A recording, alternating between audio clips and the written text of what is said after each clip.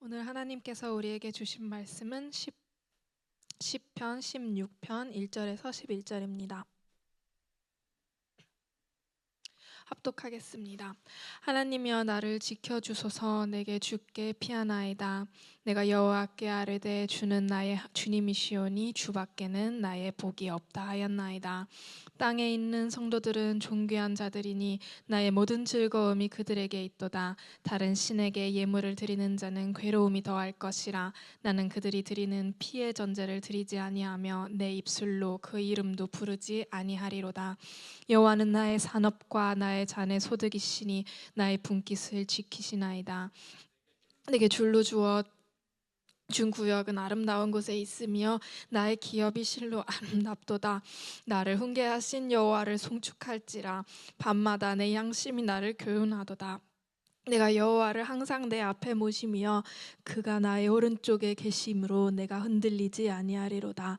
이러므로 나의 마음이 기쁘고 나의 영도 즐거워하며 내 육체도 안전히 살리니 이는 주께서 내 영혼을 수월해 버리지 아니하시며 주의 거룩한 자를 명망시키지 않으실 것임이니이다.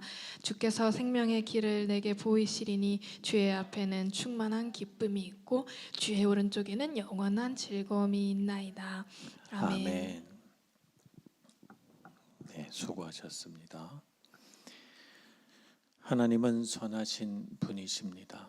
하나님은 선하셔서 그 생각하는 모든 것들이 다 선하시고 그분이 결정하는 모든 결정이 다 옳으시고 그분께서 우리를 향해 품으신 그 모든 계획은 하나님의 선한 뜻대로 계획하신 것이라서 우리가 이 세상을 살면서 무언가 선한 것들을 얻고 그 선한 길에서 바른 길을 가고자 한다면 선하신 하나님을 바라보아야 우리가 선한 생각을 품고 옳은 길로 갈 수 있습니다.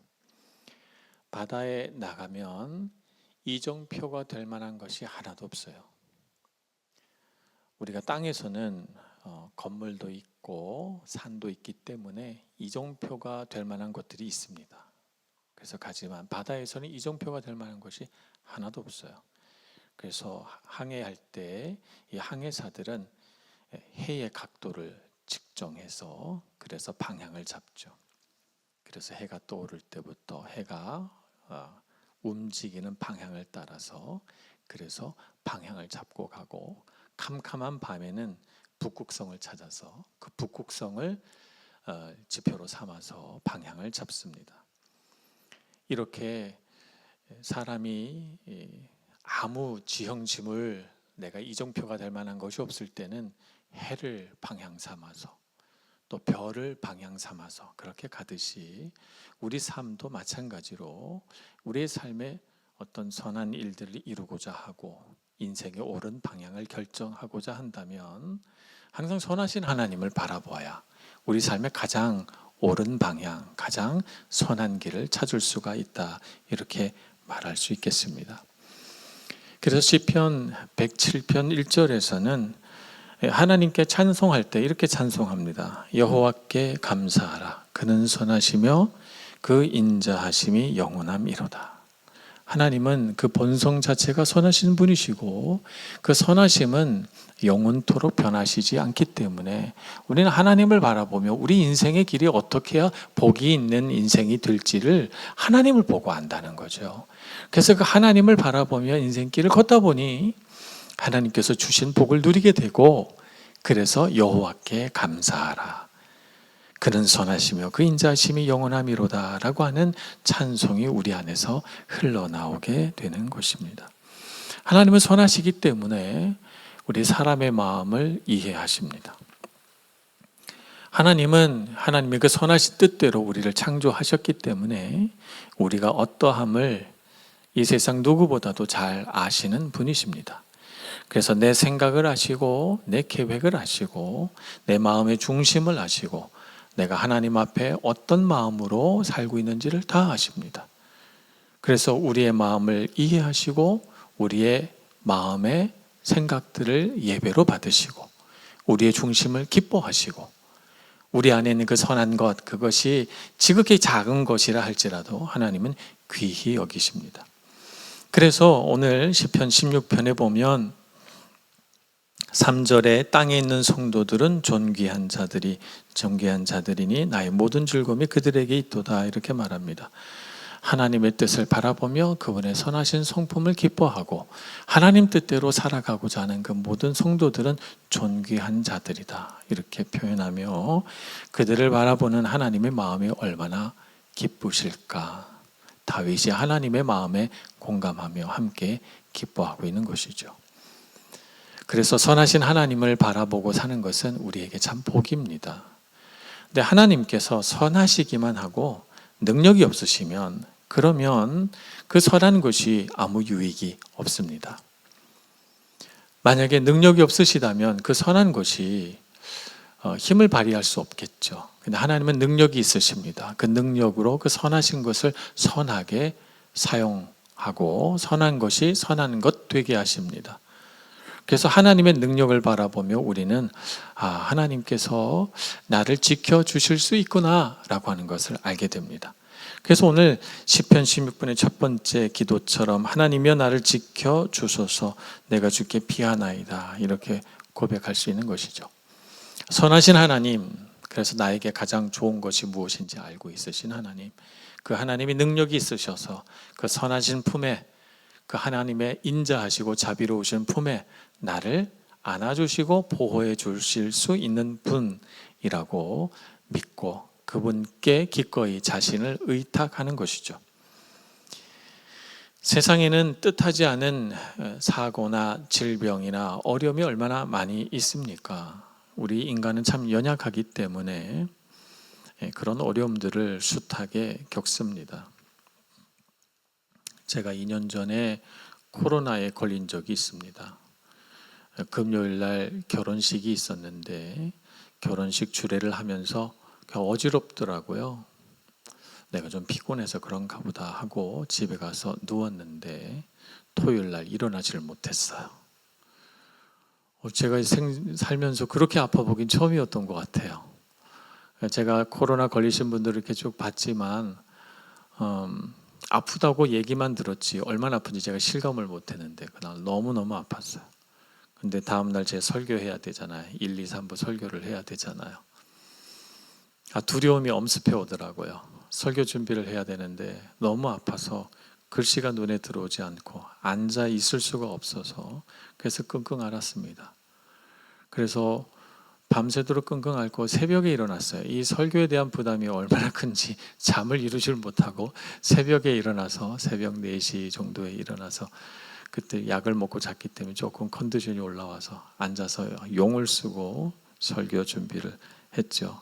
그때 제 마음속에 기도 제목 오직 한 가지였습니다. 하나님, 성도들이 주일날 예배하러 옵니다. 주님께 예배하러 왔는데 그들을 실망시키지 않게 해주세요. 정말 선하신 하나님이 온전히 드러날 수 있도록 제가 비록 몸은 약하나 하나님 저를 도와주십시오. 혹시라도 이것으로 인해서 시험 드는 성도들이 없게 해주세요 라고 제 마음속에서 정말 간절히 주님 앞에 고백했습니다. 아침부터 앉아서 설교를 다 마치고 나니까 제 등이 다 젖었더라고요. 용을 쓰고 앉아서 그때 온라인으로 집에서 컴퓨터 노트북 그 스크린으로 해서 설교를 했던 기억이 납니다. 다 마치고 나서 그냥 쓰러져서 한 일주일을 제가 끙끙 앓았습니다. 선하신 하나님께서 지켜주셔서 그날을 감당해낼 수 있었던 것 같아요. 어떤 분들이 제가 늦잠 잔 줄 알고 계시더라고요. 늦잠 자서 교회를 안 왔나? 이러신 분들이 있더라고요. 제가 아프다는 얘기를 안 했기 때문에. 그래서 저는 마음속으로 감사했어요. 왜 감사했냐면 그러니까 제가 뭔가를 잘 못하진 않았던 거예요. 그죠? 그냥 화면으로만 이렇게 했으니까 아픈 티 안 내고 그래서 그렇게 생각했구나 이렇게 생각을 하니까 제가 마음의 위로가 됐습니다. 제가 감당할 수 있었던 것에 대해서 말이죠. 혹시라도 하나님께서 우리 교회를 흔드실까 늘 저는 걱정합니다. 제가 늘 드리는 기도의 제목은 하나님 우리 교회가 조금도 사단에게 틈을 보이지 않는 교회가 되게 해주세요. 우리 교회를 질병으로부터, 우리 교회를 사고로부터, 우리 교회를 해하려는 어떤 손길로부터도 하나님 우리 교회 안에 있는 성도들을 지켜주세요. 이렇게 기도합니다. 하나님이 지켜주셔야만 우리 성도들이 든든하게 설 수 있기 때문이죠. 시편 25편 5절에서 다윗은 이렇게 하나님을 향해 기도합니다. 이렇게 찬양합니다. 내 눈이 항상 여호와를 바라보면 내 발을 그물에서 벗어나게 하실 것임이로다. 이렇게 기도합니다. 내가 눈을 들어서 하나님을 바라보는 것은 뜻하지 않은 사고, 그물을 펴놓고 그물에 새들이 걸려들기를 바라는 그런 새 사냥꾼의 올무 같은 그 올무가 우리 삶에 기다리고 있다 할지라도 우리가 어찌 알겠습니까? 그 내가 알지 못하는 숱한 위험, 숱한 사고, 숱한 어려움으로부터 지켜주실 분은 하나님밖에 없으십니다. 그러니 하나님을 바라보고 기도해야 됩니다. 여러분 삶의 어려움들이 생기기 전에 매일같이 주님 앞에 구하시기 바랍니다. 하나님, 저는 연약합니다. 내 눈으로 모든 것을 다 알 수는 없습니다. 주님께서 지켜주시고 보호해 주옵소서. 기도하시면서 하나님의 보호하심 아래에 그분의 그 선하신 보호하심 아래 살아가시는 여러분들 되시길 축복합니다. 하나님의 선하심은 우리의 삶의 필요를 공급하십니다. 5절에 보면 이렇게 기도하고 있습니다. 여호와는 나의 산업과 나의 잔의 소득이시니 나의 분깃을 지키시나이다. 이렇게 고백합니다. 나의 산업이라고 하는 것은 농사짓는 사람들에게 있는 토지와 거기서 생산되는 곡물을 말하는 것입니다. 내가 농사짓는 밭, 내가 농사짓는 포도원에서 수확되는 것으로 나의 잔에 소득이 생기는 것, 나의 분깃이 생기는 것이죠. 근데 그것을 나에게 주시는 분이 누구십니까? 하나님이시라는 것이죠. 물론 농부가 땀 흘려서 씨를 뿌리고 땅을 개간하고 포도 열매를 따고 그것으로 포도주를 담그고 하지만, 그러나 하나님께서 햇빛을 주시고 하나님께서 땅을 기름지게 해주시고 때에 따라서 이른 비와 늦은 비를 허락하셔서 열매 맺게 해주시지 않는다면 우리가 어찌 소득을 얻을 수 있겠습니까? 그죠? 내 수고에 더하여 하나님의 은혜가 부어져야 내 삶이 채워지고 넉넉해집니다. 만약 인간이 어떤 사람이 모든 것이 내가 노력해서 얻은 것이다 라고 스스로 생각한다면 그 생각은 하나님 보시기에 교만한 생각입니다. 내가 아무리 노력해도 하나님이 주시지 않는데 사람이 어찌 가질 수가 있겠습니까? 세상에는 참 악한 사람도 많고 세상에는 이해할 수 없는 불행한 일들도 많아서 내가 노력해서 다 거두어 놓고도 내 손에 움켜쥐지 못하는 일들이 너무나도 많이 있습니다. 그러니 여러분, 우리가 무언가 좋은 것을 얻어서 내가 수고하고 노력해서 땀 흘려서 무언가 내 손에 들어온 것이 있다면 그것은 다 하나님이 주신 것이다, 다 하나님의 은혜다라고 생각하고 감사하는 것이 우리 믿는 자의 도리입니다. 그 감사를 어떻게 표현할까요? 다윗은 이렇게 표현합니다. 역대상 29장 4절에서 이렇게 표현합니다. 29장 14절입니다. 나와 내 백성이 무엇이기에 이처럼 즐거운 마음으로 드릴 힘이 있었나이까? 모든 것이 주께로 말미암아 싸우니 우리가 주의 손에서 받은 것으로 주께 드렸을 뿐이니이다. 이렇게 말합니다. 다윗은 평생에 자기 인생의 기도 제목이 하나님 앞에 성전을 지어드리는 것이었어요. 그런데 하나님이 너에게서 성전을 받지 않겠다 이렇게 말씀하셨죠. 너의 아들이 성전을 건축할 것이다 이렇게 엄히 명령하셨어요. 그래서 다윗이 자기가 할 수 있는 최선이 무엇입니까? 성전을 잘 지을 수 있도록 모든 준비를 다 해주는 거예요. 목재, 석재, 필요한 일꾼, 필요한 기술자, 모든 것들을 다 준비해서 하나님 앞에 드립니다. 드리면서 다윗이 그렇게 자기가 준비한 것들, 그 풍부하고 아름답고 귀한 것들을 하나님의 성전을 위하여 다 드리며 그가 한 말이 뭐냐 하면 주의 손에서 받은 것으로 주께 드렸을 뿐입니다. 내가 주님 앞에 내세울 것도 자랑할 것도 없다고 말하는 거예요. 이 고백이 우리의 고백이 되어야 할 줄로 믿습니다. 우리가 일에서 무언가를 얻으면 주님 주신 건강으로 주님 주신 기회 안에서 주께서 나에게 주신 것을 얻었습니다. 마땅히 하나님 앞에 드리고 주님께 감사할 때, 그럴 때 우리 인생이 복이 있는 것이에요. 이러한 하나님 앞에서 주셨다, 하나님께서 주셨다, 하나님이 나의 공급자시다 라고 하는 사실을 언제부터 공부하고 배워야 하고 훈련해야 되는가? 젊은 시절에 하지 않으면 어려워요. 네, 여러분. 젊은 시절부터 훈련되어야 하고 젊은 시절에 신앙의 습관이 되어야 합니다. 저는 어렸을 때 어머니가 성경책 사이에다가 옛날엔 1,000원짜리, 지금도 있죠, 1,000원짜리 지폐를 성경책 사이에 끼워서 주셨어요. 리노아, 이건 하나님께 드리는 거야 라고 1,000원짜리를 꼭 끼워 주셨는데 그 1,000원짜리가 항상 빳빳한 신권, 새 돈이었어요. 달마다 어머니는 한 달치 드릴 헌금을 은행에 가서 신권으로 다 받고 갖고 오셨죠. 그래서 빳빳한 신권 1,000원짜리를 넣어줘요. 그래서 저는 그렇게 빳빳한 구겨지지 않은 돈을 보기가 쉽지 않기 때문에 저 되게 신기하게 봤어요. 그리고 그걸 사용하고 싶은 유혹도 들었어요. 제가 어렸을 때 교회 가는 길에 오락실이 있었거든요. 초등학교 때. 이걸로 하면 예전엔 갤러그라고 하는 게 있었는데 갤러그를 몇 판 할 수 있는데 이런 유혹 뿌리치고 갔어요. 뿌리치고 갈 수 있는 게 뭐냐면 빳빳한 신권, 신비롭고 소중해 보였기 때문에 그걸 그대로 놓고 가서 하나님 앞에 드리고, 그리고 마음이 되게 기쁘더라고요.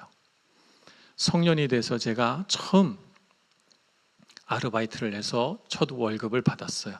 제 인생의 첫 아르바이트는 제가 다니던 대학교 앞에 있는 레스토랑이었어요. 에어플레인이라고 하는 레스토랑이라서 비행기 모형을 안에다 만들어 놓고 거기서 제가 서빙을 했습니다. 제 기억으로는 그때 20만 원이 좀 안 되는 돈을 받았습니다. 10몇만 원을 받아서 11조를 떼서 16,000원인가 하는 것을 할 때 어머니가 저에게 가르쳐 주신 대로 은행에 가서 신권으로 16,000원을 받고 왔습니다. 그때 하나님 앞에 드릴 때 제 마음이 떨리더라고요. 제 인생의 첫 11조니까요. 그러면서 하나님 앞에 다짐했어요. 하나님, 제가 인생을 살면서 제가 땀 흘려 일한 것들이 다 제게로 돌아오게 해주옵소서. 제가 주님 앞에 드리는 것이 다 주님의 은혜인 것을 기억합니다. 제가 이것을 평생토록 잊지 않게 해주세요. 이렇게 주님 앞에 구별해 드렸어요. 제가 살면서 한 번도 11조를 놓쳐본 적이 없는 것 같아요. 저는 인생을 살면서. 물론 살다가 경제적으로 어려운 때도 있었고, 때로는 대학교 다닐 때는 돈이 없어서 며칠씩 굶어보기도 했습니다만, 그러나 부모님이 송금해 주시는 그때는 어김없이 아낌없이 11조를 떼어서 드렸던 기억이 납니다. 주님께서 우리의 공급자이심을 믿으며 살아가시길 축복합니다. 여러분의 삶에 무엇인가 좋은 것들이 들어와 여러분의 삶을 채우고 여러분의 재정을 든든하게 하고 여러분의 삶에 땀 흘려 수고한 것이 얻어지거든 그것을 얻게 만드신 하나님을 기억하시기 바랍니다. 이것이 신앙입니다. 이것을 젊었을 때부터, 어려서부터 훈련하지 않으면 나이가 40이 되고 50이 되는 어느 날 자기 삶의 패턴을 바꾼다는 것은 굉장히 어려운 일입니다. 지금부터 여러분이 훈련하고 지금부터 여러분들이 결단하고 하나님 앞에 드리는 것이 얼마나 귀한가. 그리고 내가 하나님 앞에 드리는 것이 내 인생의 심을 씨앗이 되어서 또 다른 수확으로 또 다른 열매로 돌아온다는 하나님 나라 원리를 이해하고 여러분들이 하나님 앞에 드릴 때 여러분의 인생이 복이 있는 것입니다. 공급해 주시는 하나님을 찬양하고 감사하며 다윗처럼 하나님 앞에 드리는 훈련을 끊임없이 해나가는 여러분들 되시길 축복합니다. 다윗은 이 귀한 것들을 가득 준비하여 하나님 앞에 드리면서도 주의 손에서 받은 것으로 주께 드렸을 뿐입니다. 제 마음속에 드리는 즐거움이 가득하게 해주시니 이 얼마나 복되고 감사한 일입니까? 그렇게 마음속에 귀한 마음을 품었던 것입니다. 주님은 우리의 공급자이십니다. 주님의 공급하심을 잊지 말고 하나님 앞에 감사하는 영적인 습관을 젊은 시절부터 쌓아가시는, 훈련해 가시는 여러분들 되시길 축복합니다. 세 번째는 선하신 주님은 우리를 인도해 주십니다. 오늘 8절 말씀에 보면 내가 여호와를 항상 내 앞에 모시며 라고 기도합니다. 주님은 우리의 인생 길에서 항상 앞서 가시는 분이십니다. 우리가 보지 못할 분, 하나님은 항상 우리의 길을 인도하고 계십니다. 항상 내 앞에 계셔서 내가 가는 길을 인도해 주시죠. 우리는 어디로 가야 할지 갈 바를 알지 못하기 때문에 그래서 불확실한 미래 앞에서 늘 근심합니다. 하나님은 어디로 가야 합니까? 무엇을 해야 합니까? 어느 쪽이 더 좋은 길입니까? 답은 이겁니다. 하나님께서 가시는 길이 내가 가야 할 길입니다. 쿠어바디스라는 영화에 보면 베드로가 박해가 일어나고 있는 로마를 떠나갑니다. 떠나가는데 갑자기 주님께서 휙 하고 베드로를 지나가십니다. 너무 놀란 베드로가 그 주님을 향해 뒤돌아서서 주님 어디로 가십니까? 이렇게 묻습니다. 주님 어디로 가십니까? 그랬더니 주님이 뒤돌아 베드로를 바라보시며 나는 네가 버리고 떠난 로마로 간다 이렇게 말씀하시죠. 그래서 거기서 베드로가 어떻게 하죠? 자기 발걸음을 돌려 로마로 갑니다. 사형틀이 기다리고 있고 죽음이 기다리고 있는 그곳에 주님이 가시니까 내 길인 거예요. 항상 주님을 내 앞에 모시는 그런 인생을 살아야 됩니다. 그 길이 설령 어려운 길이라 할지라도 그 길이 비록 사람들 눈에는 어리석어 보일지 몰라도 주님이 가시는 길을 따라갈 때 그 길에 복이 있습니다. 그 길에 능력이 있습니다. 그 길을 하나님이 지켜주십니다. 잊지 마시고 우리 인생길의 정답은 주님께서 걸어가신 길이다 이렇게 생각하고 주님이 어디 계신가 먼저 살펴보고 주님이 계신 곳을 향하여 걸어가시는 여러분들 되시길 바랍니다. 그래서 우리는 늘 말씀을 가까이 해야 됩니다. 하나님께서는 주님의 뜻을 말씀으로 가르쳐 주시기 때문이죠. 시편 119편 105절의 말씀처럼 주의 말씀은 내 발의 등이요 내 길의 빛이니이다 하는 말씀처럼 하나님의 말씀을 붙들고 하나님은 어디로 가시나 한 걸음 앞서 계신 그 주님의 발걸음을 비춰보고 그 길을 따라 걸어가시는 여러분들 되시길 바랍니다. 그러면 여러분의 삶에 걱정할 일이 없습니다. 젊은 시절 여러분들이 길을 놓고 이렇게 저렇게 기도 많이 하시지만 하나님 항상 선한 길로 인도해 주실 줄 믿습니다. 그 선하신 하나님 나보다 앞서가시고 내 옆에서 동행하시고 앞서거니 뒤서거니 주님 손잡고 걸어가는 인생길이 복이 있습니다. 그런 인생길을 살아가시는 여러분들 되시길 축복합니다. 기도하겠습니다. 좋으신 하나님, 우리 삶의 여정 가운데 늘 동행하시고 우리의 마음은 어리석고 악하나 선하신 하나님께서 영롱한 빛을 우리 삶 가운데 비춰주셔서 우리가 그 선하신 하나님의 빛을 따라 가게 하시니 감사합니다. 내 삶의 어떤 어려움 속에서도 오직 하나님만을 내 인생의 이정표 삼아서 주님을 따라 살게 해주시고 주님 뜻대로 순종하게 해주시고 주님께서 베풀어 주신 것을 기억하게 해주시고 주님께서 주신 것에 감사하며 또 주님 앞에 드릴 줄 아는 믿음의 사람 되게 해 주옵소서. 예수님의 이름으로 기도합니다. 아멘.